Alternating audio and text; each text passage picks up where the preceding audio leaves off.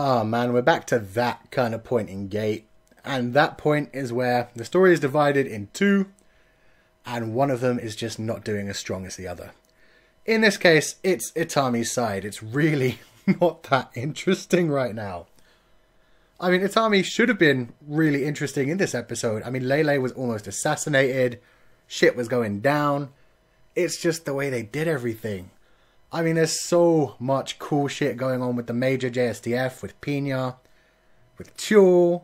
I'll get to that in a minute. But with Itami, they're like trying to prevent an assassination against Lelei. But they're cutting away from all of the interesting parts. I mean, the parts that we've seen were just a bunch of planning and talking things out. And then even when it looked like it was about to get interesting, they prevented one assassination from an old man. They prevented the second assassination from the woman that they knew was coming. And then they just did something really ridiculous that completely took me out of it. I mean, Itami works for the JSDF, and there's also the old man from the Rose Knights who should be really smart as well. And yet, after the second assassination attempt, all of them turn away from and completely walk away from Lelei, leaving her alone on the stage. Why? What, in God's name, made them decide, okay, we're all, 6 of us, super powerful badasses, going to escort this one assassin out of here, rather than any of us pay attention to Lelei at this point?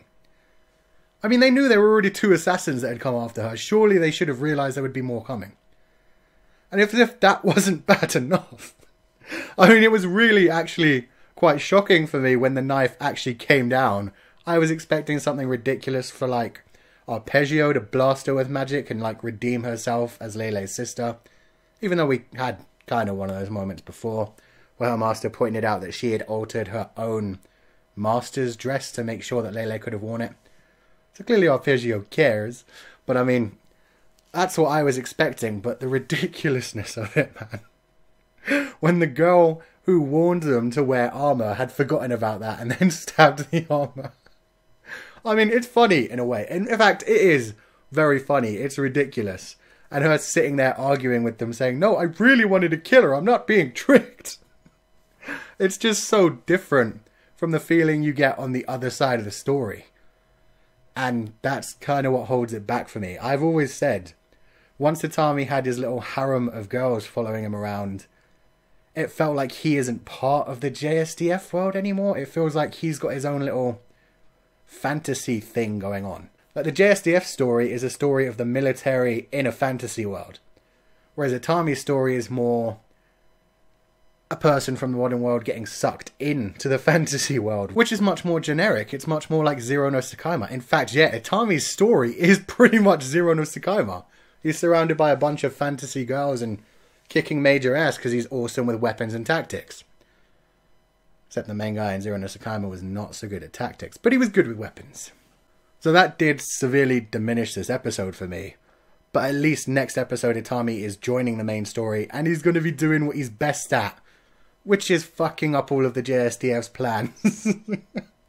I mean, in this one, the JSDF finally got the go-ahead to go in to the Jade Palace. But not any further than that. They're just supposed to go to the Jade Palace. They're just supposed to be paratrooping in and getting their people out of there. They've specifically said they don't want to antagonize Zorzal as much as they can. They still want to be able to have friendly relations with the Empire after this. Itami, on the other hand, is driving straight into the Empire's capital and possibly planning on attacking Zorzal himself, according to the Knight. I mean, the Knight's plan is we need to get rid of Zorzal because he's the head of all of this, and that's the only way we can make Pina safe. But Jesus Christ, that is straight up so against the JSDF's plans, so against, you know, anything political. That's just straight up a coup. And I like that from Itami. Itami's good at that kind of shit. That moment where he punched Zorzal in the face and let Kurabayashi go to town on him, man. Yeah, I'm looking forward to that. It's just this episode and the last one were kind of weak for Itami for me. On the other hand, the bits of the episode that were really goddamn strong. Pina's story, man. The Rose Knights are in a bad place, and that's pretty shitty, because I do like the Rose Knights, and they are getting wrecked. I especially like Beefeater, who has only really been in it for these last couple of episodes, but I'm kind of in love with her, because she's just such a strong woman. Every time you see her, she's been beaten and battered, and she's still rallying everyone around her and getting them to move out. So I really like her, and she reminds me of Pina back when Pina was on the field. And that's why this episode was so powerful for Pina, because goddamn, man. They slapped her in chains and rags and dragged her into the dungeon. And those sounds she was making, man. Mad Seiyu skills on point. She sounded like she was screaming her head off in pain. Oh, that was just depressing. And there's so much interesting shit that could be going through her head right now as well. Because she was raised in this country where slavery is legal, and now she's basically being treated like a slave, and she's still talking to Tyuule, the warrior bunny. She's like, know your place, warrior bunny.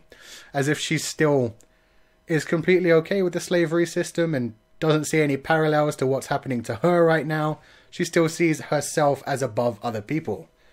And so I want to hear what's going through her head right now. I would not be too surprised if she's considering making a deal with Zorzal at this point. So her story and the Rose Knight story is very interesting. And then we've also got Sugahara, who's trapped in the Jade Palace. And we haven't seen anything from him this week, which kind of sucks. Because his story with his little Lolita girlfriend is kind of sweet as well, but we just didn't get any focus on that at all since his little arc with her ended. So I am really looking forward to these final 2 episodes of Gate. I just hope Itami goes and fucks shit up. I hope we get to hear more from Pina.